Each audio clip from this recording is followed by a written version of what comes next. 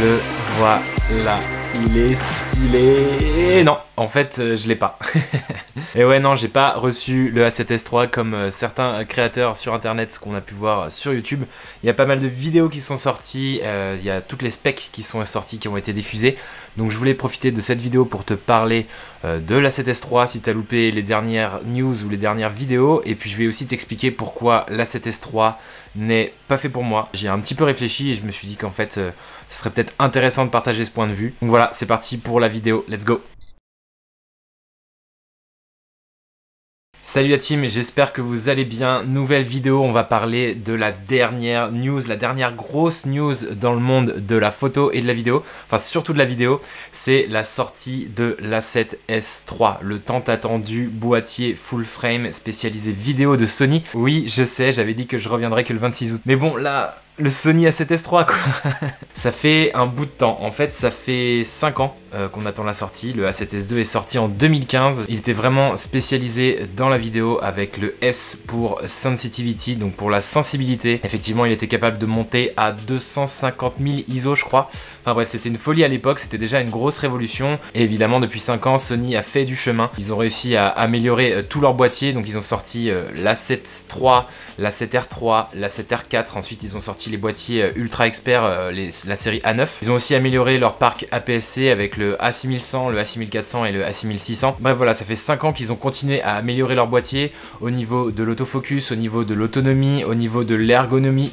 Même si ça reste encore un petit peu léger. Ils ont pas mal bossé sur les couleurs, sur des nouveaux profils d'image, etc. pour rendre le travail beaucoup plus facile. Et donc tout le monde, en tout cas beaucoup de personnes, attendaient la sortie de l'A7S III, l'utilisation de toute dernière technologie Sony appliquée à l'A7S II. Vous avez dû voir un paquet de vidéos sur le sujet, mais ça c'est normal parce que voilà, Sony fait bien son travail. Moi je voulais revenir principalement sur les fonctionnalités qui m'ont vraiment marqué, qui seraient un poids important dans ma décision si je devais changer de boîtier. Et dans une seconde partie de vidéo, parce que ce n'est pas un titre putaclic, non, je reviendrai sur le fait que le boîtier n'est pas tout à fait fait pour moi et je vais vous expliquer un petit peu pourquoi c'est le cas, pourquoi je pense ça, même si ça fait un petit moment que les specs ont fuité et maintenant qu'on a les specs officiels, voilà, j'ai eu le temps de réfléchir à tout ça et puis de te donner mon avis tout simplement sur cet A7S III de qualité.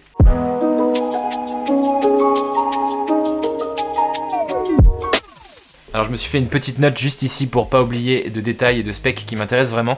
Donc pour rappel, l'A7S III c'est un boîtier full frame, c'est le nouveau boîtier full frame de Sony qui sortira en septembre. Le S initialement c'était pour la sensibilité, donc c'était un boîtier qui était capable de monter très haut en ISO. Là ce qui est annoncé c'est une montée en ISO à 400 000 ISO, ok. C'est hyper impressionnant, ça permet de pouvoir filmer en nuit noire totale et de quand même réussir à avoir quelques détails et sans trop avoir de bruit. L'intérêt principal de cette fonctionnalité c'est qu'on va pas forcément aller à 400 000 ISO mais qu'on va pouvoir monter quand même assez haut sans avoir trop une image dégradée. Maintenant au niveau marketing apparemment le S ça voudrait dire Supreme tout simplement, juste comme ça, tranquille. L'aspect principal qui me fait péter un câble, c'est vrai que c'est très ouf, c'est la sortie de la 4K à 100 images par seconde. Donc évidemment on peut voir que la 4K monte jusqu'à 120 images par seconde, mais si vous êtes comme moi, vous êtes en France et que vous filmez en PAL, il n'y aura aucun intérêt à monter à 120, il faudra juste aller à 100 images par seconde, on pourra ralentir l'image 4 fois et c'est déjà largement suffisant. La spécificité de ce 4K à 100 images par seconde, c'est qu'il va sortir en 4:2:2 10 bits, donc ça veut dire qu'il y a une plage étendue de couleurs et donc ça va permettre tout simplement beaucoup plus de possibilités en post-prod, en retouche, etc. A noter que cette 4K à 25 et à 50 fps, il n'y aura pas de crop, donc ça veut dire qu'on va utiliser la totalité de la surface du capteur et qu'on aura une focale équivalente qui correspondra à la valeur de la focale de l'objectif qu'on viendra fixer dessus. Pour la partie 4K 100 fps, on aura un crop de 1,1, ce qui reste vachement acceptable quand même. Encore une nouveauté qui va faire très plaisir à beaucoup d'utilisateurs de Sony, ils ont enfin proposé un flip screen, donc un écran rotatif qui viendra du coup sur la droite du boîtier quand on le regarde en face comme ça, sinon c'est à gauche.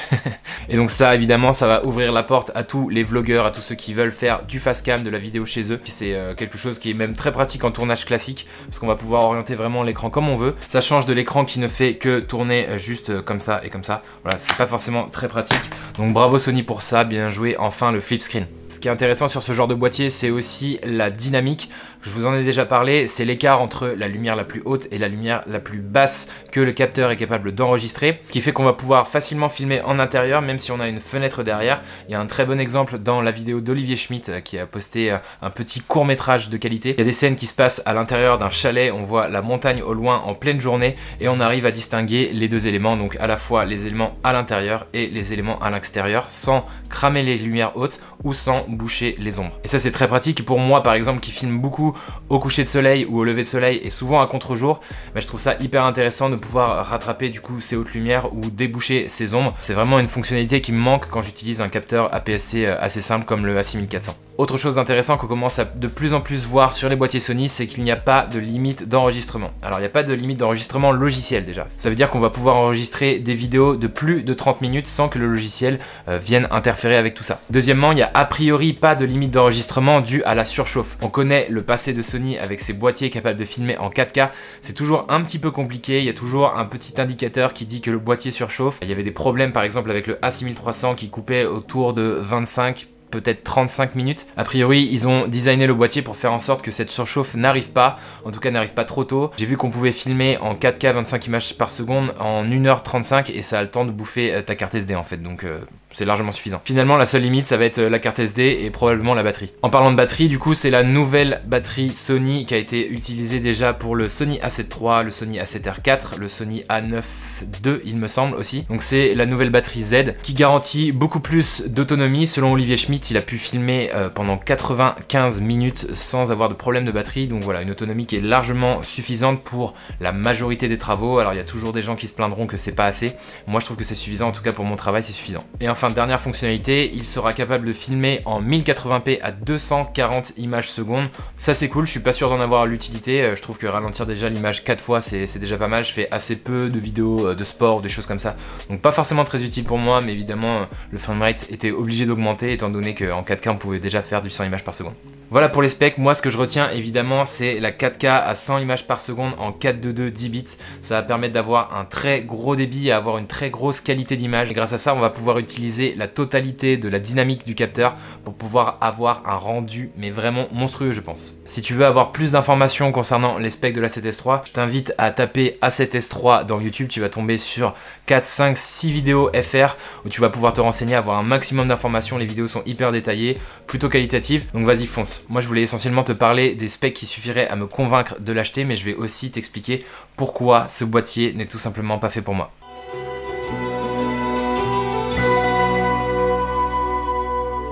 Et oui, parce qu'on parle de plein de specs, on parle de montée en ISO, de port, on parle de 4K, on parle de 422 10 bits, on parle de plein de frames par seconde, mais il y a un élément qui pour moi pêche un petit peu sur ce boîtier, c'est le nombre de mégapixels. Au final, le boîtier propose un capteur à 12 mégapixels, c'est ce qui va lui permettre de monter très fort en ISO et de pas avoir trop de problèmes au final avec le bruit et le grain numérique. Et en vidéo, ça va pas poser de problème parce que ça correspond à quelque chose près à la résolution 4K, mais le problème c'est que du coup, je vais pas pouvoir faire de photos avec.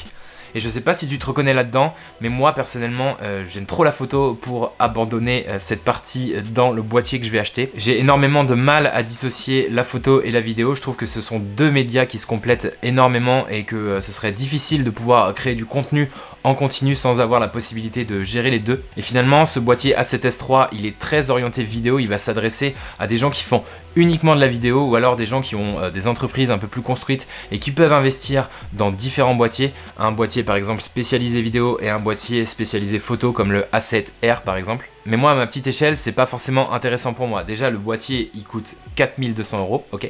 Et en plus de ça, avec lui, je vais pouvoir faire que de la vidéo. Donc ça veut dire qu'il va me falloir un boîtier à côté. Ça veut dire que je vais pas pouvoir revendre, par exemple, mon appareil photo actuel pour pouvoir faire de la photo comme je le souhaite. Donc ça, c'est un petit peu embêtant. Ça fait au final gonfler énormément le budget photo plus vidéo. 4200 € de boîtier, tu lâches 2000 € dans un A7 III pour faire de la photo, ce sera déjà largement suffisant. Donc voilà, ça fait un budget de 6200 € et je suis pas prêt pour ça.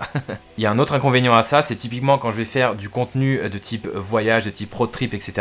Ben, il faudra que j'emmène deux boîtiers systématiquement avec moi, un pour faire de la vidéo, un pour faire de la photo. Même en termes de workflow, c'est pas forcément très pratique. Tu te pointes devant une scène qui est magnifique, tu filmes, hop, tu ranges le boîtier, t'en sors un autre pour prendre une photo.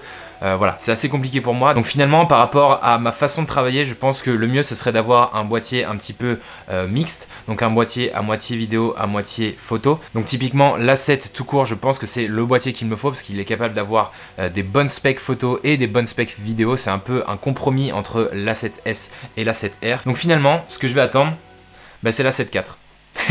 Voilà, finalement l'A7S III il est très cool. Si on me le prête, si on me l'offre, si on me le donne, bref, je serais évidemment super content. Je serais ravi de pouvoir faire un projet entièrement avec l'A7S III pour voir un peu ce qu'il a dans le corps, profiter de la dynamique d'image, profiter de la 4K à 100 images par seconde. Ça doit être vraiment ouf. Donc j'aimerais bien le tester évidemment, mais si je devais choisir un boîtier, un seul boîtier, finalement ce serait pas l'A7S III. Et je suis sûr que je suis pas le seul à penser ça. Je pense qu'il y a beaucoup de créatifs qui regardent cette chaîne et qui regardent plein de chaînes YouTube sur la photo et le filmmaking qui ont du mal à faire la différence, qui ont du mal à séparer la vidéo de la photo. Et je trouve que choisir ce boîtier là, c'est choisir un camp. Et moi j'ai pas envie de choisir un camp, je suis pas comme ça. Pouce bleu si c'est le cas pour toi aussi. Maintenant il vient tout juste de sortir, ça fait beaucoup de bruit. YouTube est envahi de vidéos à propos de l'A7S III évidemment. Mais je pense qu'il y a des choses qui seront plus importantes que ça et ce sera ma conclusion.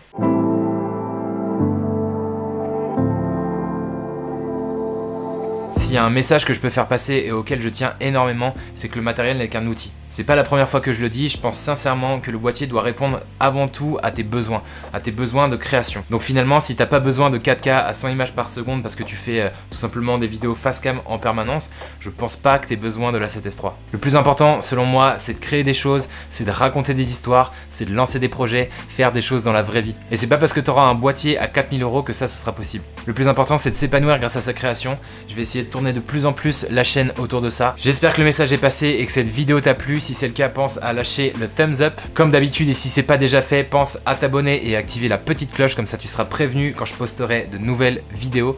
On se dit à bientôt, ciao.